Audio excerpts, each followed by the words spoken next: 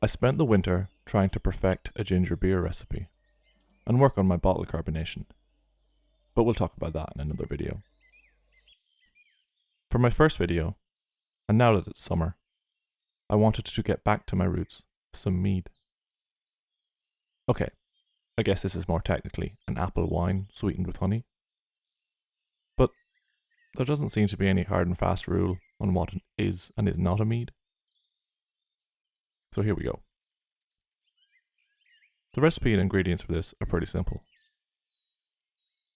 Step 1 is optional, but I find it helps. I start, of course, with frying and eating some sausage and eggs. Yum. I then get a large soup pot and start by adding 3.75 litres of apple juice. I went with roughly half non-concentrate and concentrate. I've bought and used fancy apple juice before, actually for a recent cider project. We'll also talk about this in another video. But that stuff is expensive as hell. I then add the honey. This takes a while. As mead is the drink of chieftains and kings, in order to feel I'm staying true to those old brewing techniques, I'm of course using Aldi frozen summer berries.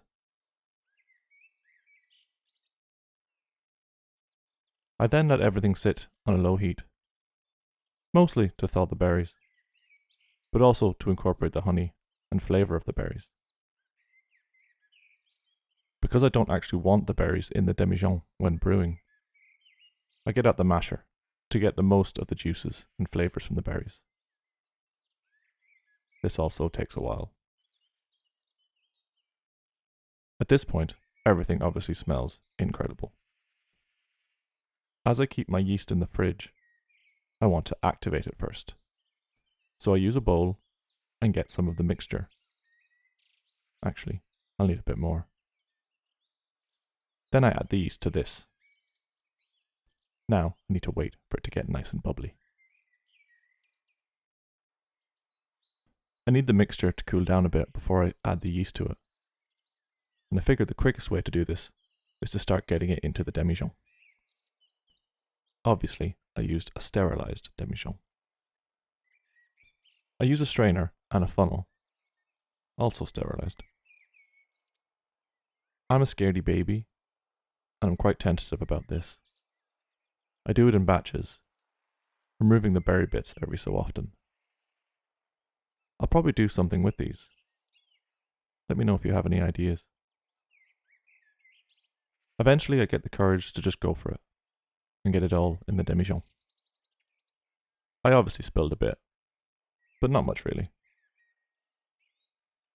By this time, the yeast is nice and bubbly in the bowl, which means it's activated. So I add that to the demijohn. Now all we can do is wait 2 or 3 weeks. I'll probably do a secondary fermentation, decant it into a new fermenter, to get rid of as much of the berry particulate as I can.